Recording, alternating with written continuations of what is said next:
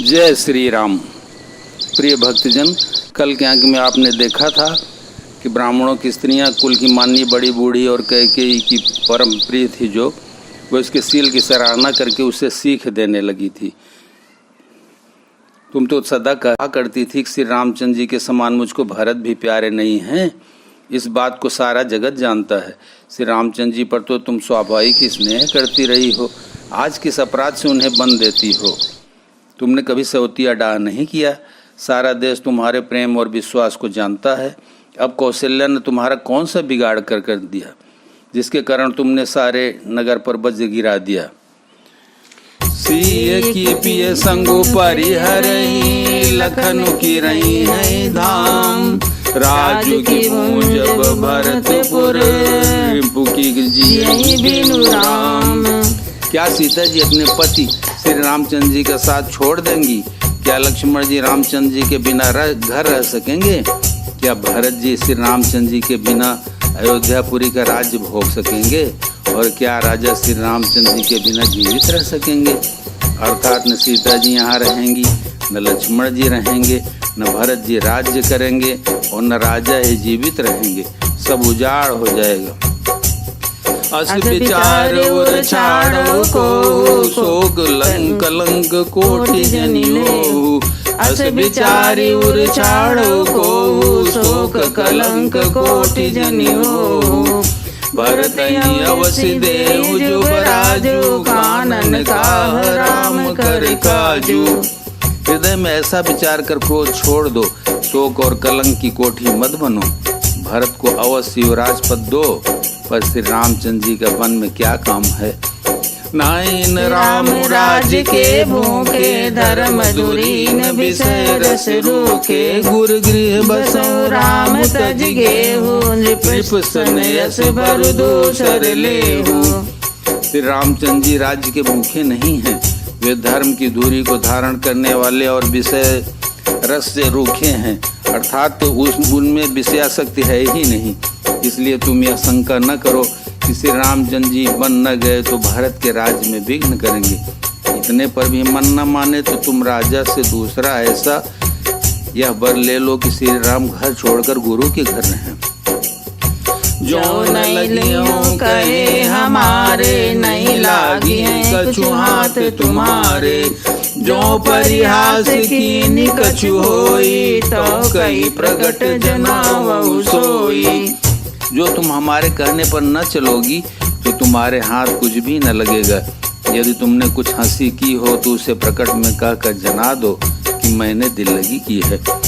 राम सरिस सुत कानन जोगु, काह कही सुनि तुम सब लोगो। उठऊं बेगी सोई करो पाई, जय विधि शोक कलंक न साई। राम सरीखा पुत्र क्या बन के योग्य है? यह सुनकर लोग तुम्हें क्या कहेंगे? जल्दी उठो और वही उपाय करो जिस उपाय से शोक और कलंक का नाश हो। जय बात शोक कलंक जाय, उपाय करि कुल पालहि। हठ फेरु राम जात बन जनि बात लहि। दिम भानु बिनु दिन प्राण, बिनु तनु चंद बिनु जिम जामिनी। तिमि अवध तुलसीदास, प्रभु बिनु समझ धो जिय भामिनी।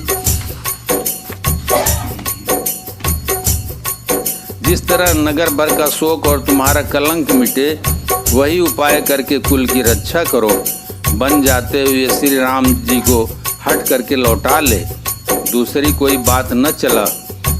तुलसीदास जी कहते हैं, जैसे सूरज के बिना दिन, प्राण के बिना शरीर और चंद्रमा के बिना रात निर्जीव तथा शोभाहीन हो जाती है, वैसे ही श्री रामचंद्र जी के बिना अयोध्या हो जाएगी।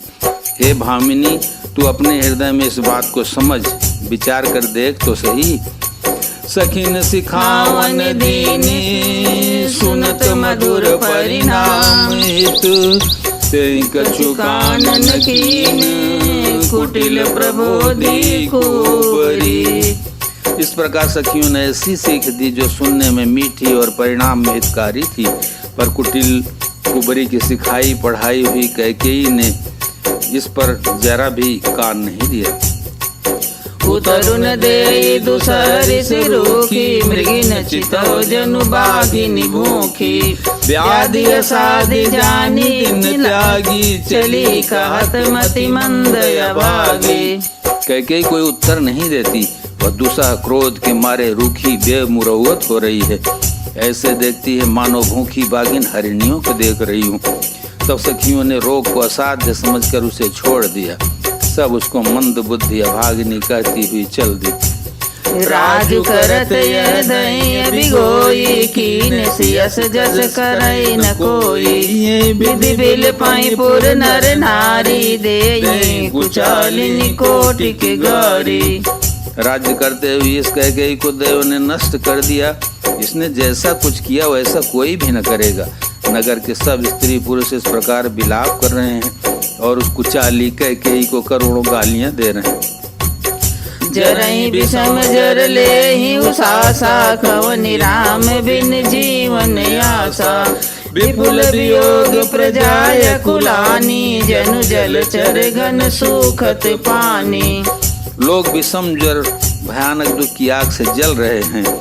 लंबी सांसें लेते हुए वो कहते हैं कि श्री रामचंद्र जी के बिना जीने की कौन आशा है। महान वियोग की आशंका से प्रजा ऐसी व्याकुल हो गई है, मानो पानी सूखने के समय जलचर जीवों का समुदाय व्याकुल हो। अति विषाद बस लोग लुगाई, गए मात पै राम गुसाई। मुख प्रसन्न चित चौगुन चाऊ, मीठा सोच जनि राखै राऊ। सभी पुरुष और स्त्रियां अत्यंत विषाद के बस हो रहे हैं। स्वामी श्री रामचंद्र जी माता कौशल्या के पास गए। उनका मुख प्रसन्न है और चित्त में चौगुना चाव उत्साह है। यह सोच मिट गया है कि राजा कहीं रख न लें। श्री राम जी को राज तिलक की बात सुनकर विषाद हुआ था कि सब भाइयों को छोड़कर बड़े भाई यानी मुझको ही राज तिलक क्यों होता है। अब माता कैकेयी की आज्ञा और पिता की मौन सम्मति पाकर वह सोच मिट गया। नो गयंदु रघुवीर मनो, राजवलानु समान। छोटी जानी बन गवन सुनी, उरयंदु अधिकान। श्री रामचंद्र जी मन नए पकड़े हुए हाथी के समान और राज तिलक उस हाथी के बांधने की कांटेदार लोहे की बेड़ी के समान है। बन जाना है यह सुनकर अपने को बंधन से छूटा जानकर उनके हृदय में आनंद बढ़ गया। रघुकुल तिलक जोरी दो हाथा, मुदित मातु पद नायो माता। दीन शीस लाई उरलीनी, भूषण बसन निछावर कीने। रघुकुल तिलक श्री रामचंद्र जी ने दोनों हाथ जोड़कर आनंद के साथ माता के चरणों में सिर नवाया। माता ने आशीर्वाद दिया, अपने हृदय से लगा लिया और उन पर गहने तथा कपड़े न्यौछावर किए। बार बार मुख चुंबती माता, नयन नेह जल पुलकित गाता। गोद राखी पुनि हृदय लगाए, स्रवत प्रेम रस पयद सुहाए। माता बार बार श्री रामचंद्र जी का मुख चूम रही है। नेत्रों में प्रेम का जल भर आया है और सब अंग पुलकित हो गए हैं। श्री राम को अपनी गोद में बैठाकर से लगा लिया। सुंदर स्तन प्रेम रस दूध बहाने लगे। प्रेम प्रमोद न कछु कही जाई, रंक धनद पद बीजनु पाई। सादर सुंदर बदन निहारी, बोली मधुर वचन महतारी। उनका प्रेम और महान आनंद कुछ कहा नहीं जाता, मानो कंगाल ने कुबेर का पद पा लिया हो। बड़े आदर के साथ सुंदर मुख देखकर माता मधुर वचन बोली। कहाऊ तात जननी बलिहारी, कमय लगन मुद मंगलकारी।